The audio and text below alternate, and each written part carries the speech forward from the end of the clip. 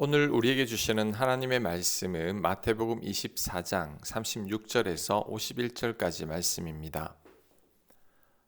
36절 그러나 그날과 그때는 아무도 모르나니 하늘의 천사들도 아들도 모르고 오직 아버지만 아시느니라. 노아의 때와 같이 인자 임함도 그러하리라.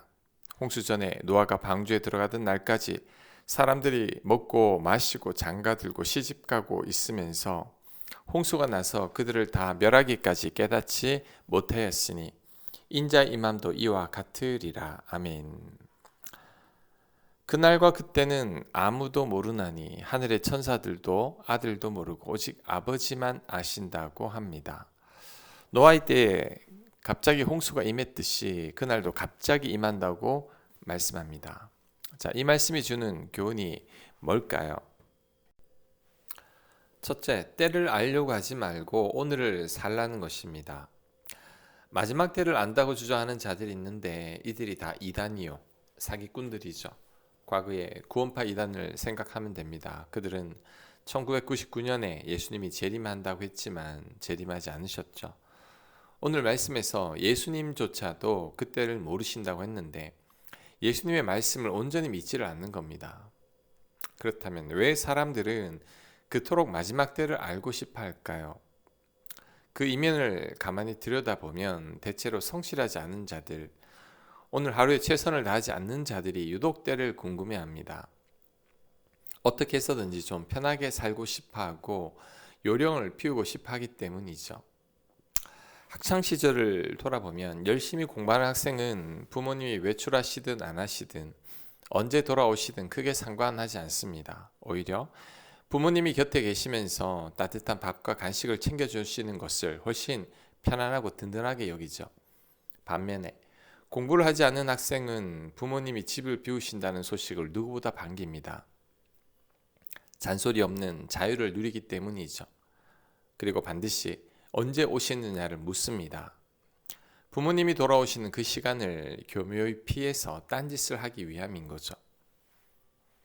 제자들이 예수님께 자꾸만 마지막 때를 묻는 이유도 이와 크게 다르지 않습니다. 자신들은 이미 예수님의 제자여서 구원은 따놓았으니 하루라도 빨리 이 고단하고 힘든 현실이 끝나기만을 바랐던 거죠. 지금 당장 십자가를 지고 좁은 길을 걷기 싫으니 그저 영광스러운 결말만을 앞당기고 싶었던 얄팍한 마음입니다. 반면에 성실한 사람, 매일매일 최선을 다하는 사람에게는 끝나는 시간이 그렇게 중요하지 않죠. 오늘 주어진 하루를 묵묵히 살아낼 뿐입니다. 언제 그날이 임하든지 별로 달라질 것은 없습니다. 그냥 오늘 내가 살아가는 대로 살면 되기 때문이죠. 사람들이 자신의 운명을 미리 알게 되면 결코 오늘을 온전히 살아낼 수 없게 됩니다. 만약 내가 일주일 뒤에 죽는다는 것을 알게 된다면 과연 지금처럼 똑같이 살아갈 수 있을까요? 아마도 모든 것을 다 내려놓고 가족들과 마지막 여행을 떠나거나 매일 밤 다가오는 죽음을 생각하며 잠 못 들어 할 겁니다. 아니면 어차피 끝날 인생이라 생각하며 방탕하게 살 겁니다. 남은 인생을 결코 정상적으로 살 수 없기에 하나님은 우리들을 위해서 마지막 때를 감추어 두신 거죠. 만약에 다윗이 고난의 한가운데서 자신의 찬란한 미래를 다 알았더라면 그 척박한 광야에서 그토록 간절하게 하나님을 찾고 매달렸겠습니까? 마찬가지로 우리가 내일을 모르기에 우리는 하나님을 의지하게 되고 하나님께 기도하게 됩니다. 오늘 이 하루를 소중히 여기며 살아가게 되죠. 그러니 굳이 내일의 시간을 알려고 하지 않는 게 좋습니다. 모르는 게 은혜입니다. 전도서 3장 12절은 말씀합니다. 사람들이 사는 동안에 기뻐하며 선을 행하는 것보다 더 나은 것이 없는 줄을 내가 알았고. 아멘. 솔로몬은 사는 동안에 기뻐하며 선을 행하는 것보다 더 나은 것이 없다고 했습니다. 그러니 우리들은 오늘을 기쁘게 살아야 합니다. 오늘 먹는 밥 한 그릇을 감사하게 먹고 오늘 만나는 사람들에게 선을 행하고 오늘 주어진 일에 최선을 다하며 살아야 합니다. 그러면 내일 예수님이 오신다고 해도 전혀 문제될 게 없죠. 때를 알려고 애쓰기보다 그냥 오늘을 성실하게, 정직하게, 기쁘게 살아가는 것이 최선입니다. 40절. 그때 두 사람이 밭에 있음에 한 사람은 데려가고 한 사람은 버려둠을 당할 것이요 두 여자가 맷돌질을 하고 있음에 한 사람은 데려가고 한 사람은 버려둠을 당할 것이니라. 그러므로 깨어 있으라. 어느 날에 너희 주가 임할는지 너희가 알지 못함이니라. 너희도 아는 바니 만일 집 주인이 도둑이 어느 시각에 올 줄을 알았더라면 깨어 있어 그 집을 뚫지 못하게 하였으리라. 이러므로 너희도 준비하고 있으라. 생각하지 않은 때에 인자가 오리라. 아멘. 예수님께서 비유를 들어서 또 설명했습니다. 두 사람이 나란히 밭을 갈고 있었는데 한 사람은 데려가고 한 사람은 남겨졌습니다. 또한 두 여자가 나란히 맷돌을 갈고 있었는데 한 명은 데려가고 한 명은 버려졌다고 합니다. 왜 이런 일이 생기는 걸까요? 준비하지 않은 채 살았기 때문이죠. 밭에 두 사람이나 맷돌질하는 두 여자는 겉모습은 똑같아 보입니다. 하지만 그들의 내면은 달랐고 삶의 방식도 달랐습니다. 하루를 대하는 태도도 달랐습니다. 이 땅에 남겨진 자들은 예수님이 더디 오신다고 생각하고 그냥 자기 원대로 살았던 자들이죠. 이들은 말씀에 순종하지 않고 사랑하지 않았고 세상 사람들과 똑같이 살았고 하루를 소중하게 여기지 않은 자들입니다. 그러니 예수님이 오실 때를 전혀 대비하지 못했던 거죠. 예수님이 이어서 도둑의 비유를 드셨습니다.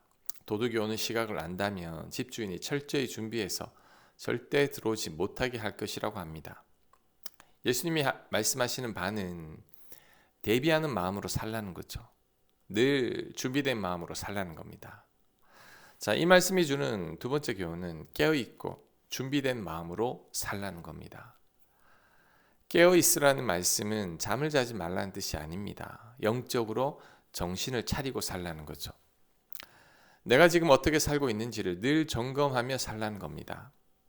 예수님이 내일 오실 수도 있지만 내일 안 오신다고 해도 내일 갑자기 나를 부르실 수도 있습니다.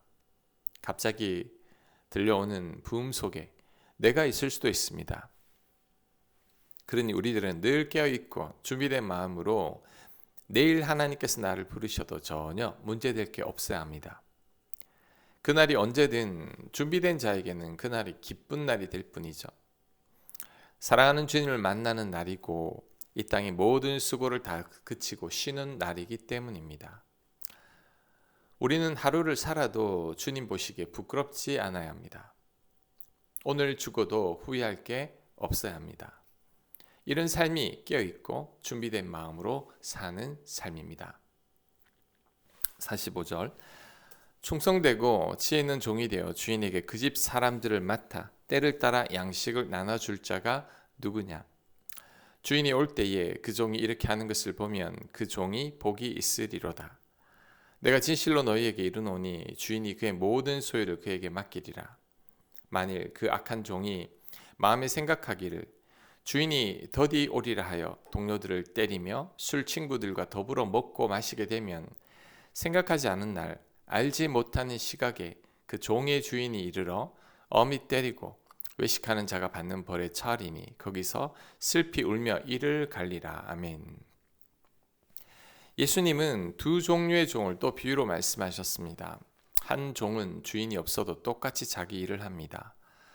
주인이 맡긴 사람들을 때에 맞게 먹이고 돌봅니다.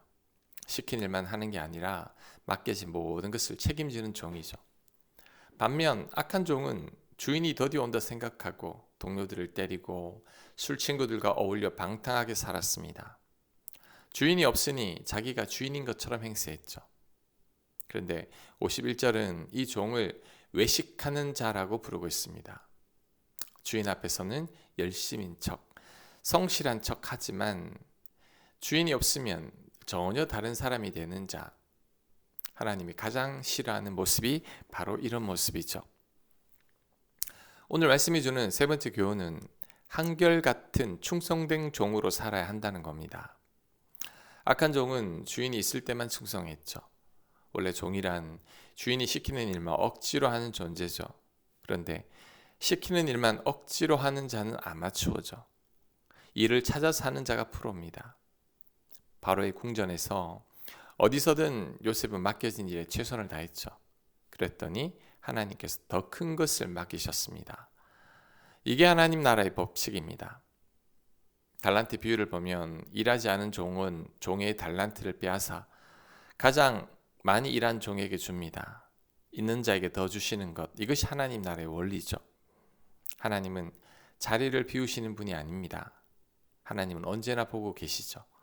사람 앞에서와 하나님 앞에서 똑같은 사람, 보는 자가 있든 없든 똑같이 성실한 사람, 그런 사람이 하나님께서 모든 것을 맡기고 싶으신 충성된 종입니다. 우리가 그런 충성된 종이 되어야 합니다. 우리는 세상의 마지막 날도, 내 인생의 마지막 날도 알지 못합니다. 그러나 결코 방심하며 살면 안 됩니다. 아무도 보지 않는 곳에서도 하나님은 살펴보신다는 마음으로 살아야 합니다. 내일 예수님이 오셔도 부끄럽지 않게 살아야 하고 내 삶을 후회하지 않게 살아야 합니다. 이런 삶이 가장 복된 삶입니다. 이런 삶을 살아낸 모두가 되시길 간절히 축원합니다. 아멘. 하나님, 어디서나 한결같은 저희가 되게 하여 주옵소서. 늘 부르심을 받을 수 있으니 늘 깨어있게 하여 주시옵소서. 하나님의 때를 알려고 하기보다 오늘 이 하루를 충성되게 성실하게 살아갈 수 있는 저희들 되도록 역사하여 주시옵소서. 예수님 이름으로 기도합니다.